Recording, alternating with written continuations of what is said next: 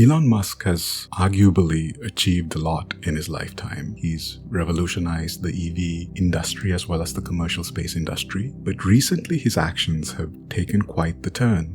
Bulldozing his way through the federal government and not caring about the chaos that he is creating in the name of disruption, he seems to lack the basic self-awareness to understand that he is becoming the villain in his own story. There is a case to be made for fiscal conservatism, and I will get to that in a little bit, but let me bring an example from AI alignment to paint a picture of what Elon is actually becoming. In 2003, the Swedish philosopher Nick Bostrom came up with a famous thought experiment that paints a picture of an artificial superintelligence that goes very wrong. The thought experiment goes a bit like this. Suppose we have an AI whose goal is to make as many paperclips as possible. The AI will realize quickly that the goal of maximizing paperclips could be achieved much quicker if they eliminated all the humans. Humans are pesky and unpredictable. They have democracies and could change their rules on a whim. Less humans means more paperclips. Also, human bodies contain a lot of materials that could be made into paperclips. Bostrom argued that although this specific scenario is not likely to happen, it illustrates the difficulty of aligning our goals to an agent that has much more agency than a typical human being. Let's take Bostrom's paperclip maximizer and take it a step further. In his example, the paperclip maximizer seems to have actual good intentions and is not dubious or deceptive. It genuinely believes that maximizing paperclips is the right thing to do and takes on that with a sense of righteousness. Let's call this a type 1 paperclip maximizer. But what if our paperclip maximizer develops ulterior motives?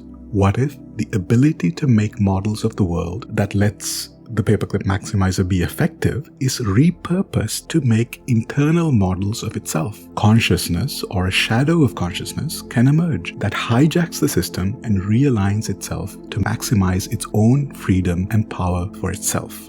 This type of deceptive paperclip maximizer, let's call it type 2, can seem it wants to maximize paperclips, but it's actually acting on its own behalf instead of its creator. This type 2 maximizer will take over the power grid and supply chains, telling its master that it's actually doing all these things to make more paperclips. But in reality, it's only doing it to hoard power and manufacturing capabilities to enhance itself. The Type 2 maximizer is infinitely more dangerous than a Type 1 maximizer. Why? Because a Type 1 maximizer can be reasoned with. You can't do this with a Type 2 maximizer.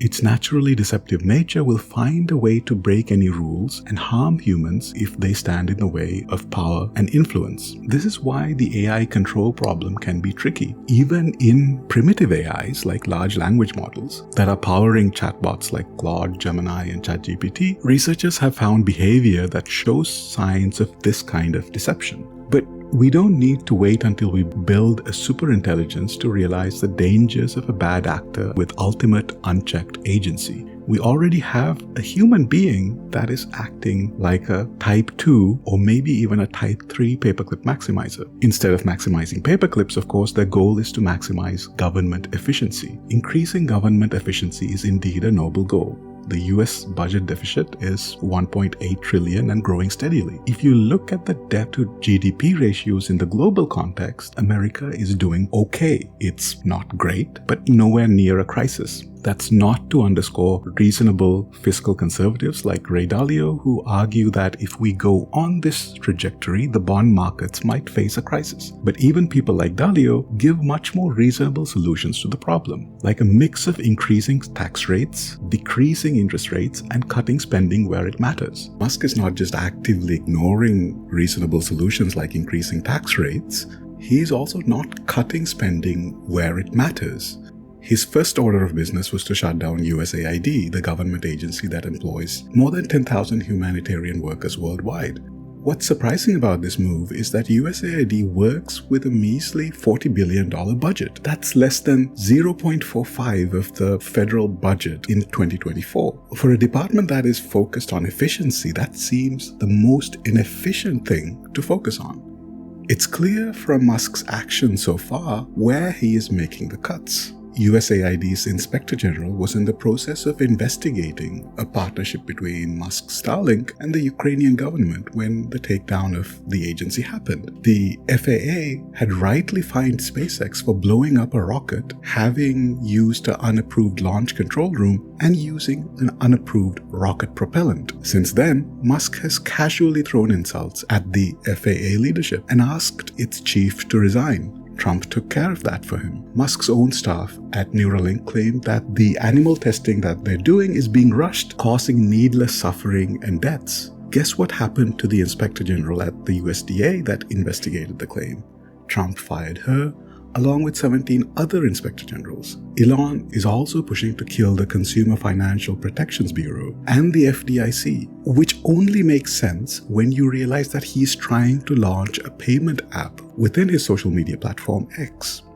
There are many other examples, but what's interesting about all of these is that a few $1 million is peanuts and can easily be chalked up to doing business in a healthy regulatory environment. But instead, our favorite paperclip maximizer chose to take it personally. I think this type of maximizer deserves its own category. It's no longer type 1 or type 2. It's outgrown the need for deception. It can act with impunity and with no fear of consequences.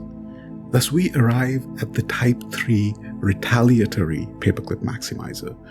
This is an agent that has mutated its way into thinking that he is the only savior of the world. This agent thinks that everyone else is an NPC, a non-player character, and their opinions do not matter. To the point where it's not only okay to act in retaliation, it's a manly, masculine virtue to do so. With a die-hard loyalist conservative populace that wants to own the libs, and an executive branch who refuses to enact justice and brazenly defies court orders, it seems that this paperclip maximizer has no reins. It's like a 10-year-old boy who's realized that he can play God by stomping on anthills and watching the ants suffer, just because he can. The firing of tens of thousands of humanitarian aid workers, the firing of federal probation workers, the immediate stop of indirect costs that supports life-saving scientific research. All of these things paint a picture of a reckless child trying to get his way, trying to show that he is the only one that matters in this world. It'll be interesting to see how humanity as a whole deals with this kind of agent. Our so-called socialist subsidies have given Musk the wealth and power of a small nation-state. His reluctant but eventual acquisition of Twitter has given him a platform that rivals that of Rupert Murdoch. He might not be a superintelligence, but he is very much a super agent. So needless to say, we live in interesting times. As to what will happen in the short term, your guess is as good as mine. But one thing is clear, long before we encounter artificial superintelligences that might prove to be existential threats to humanity, long before we encounter a technological singularity where we humans can't keep up with the ever-changing pace of technology, we will face the threat of human superagents, wreaking havoc in our society. We've already reached that stage. We as a species need to figure out how to deal with these natural superagents. There is not much you and I can do because our agency doesn't compare to what Musk's agency is. But we can take small actions that might deter him and the people around him. The first thing you can do is boycott his companies. Owning a Tesla is no longer the status symbol that it used to be. You're better off selling it before the second-hand prices come down. If you work for Tesla, Neuralink, or SpaceX, consider joining a competitor. You can also share this video with someone who might be entrenched in the cult of Elon. Again, I'm not starting a revolution here, but I do believe that small acts of individual change can cause ripples throughout society. If you like what I do and would like to support me, you can read my science fiction book, Transdimensional T. It's a story set far into our future where the descendants of humans, who happen to be a mix of natural and synthetic intelligences, explore the galaxy. Much like today's paperclip maximizers, they also grapple with various control problems. If nothing else, it'll distract you from the ridiculousness of the age that we find ourselves in right now.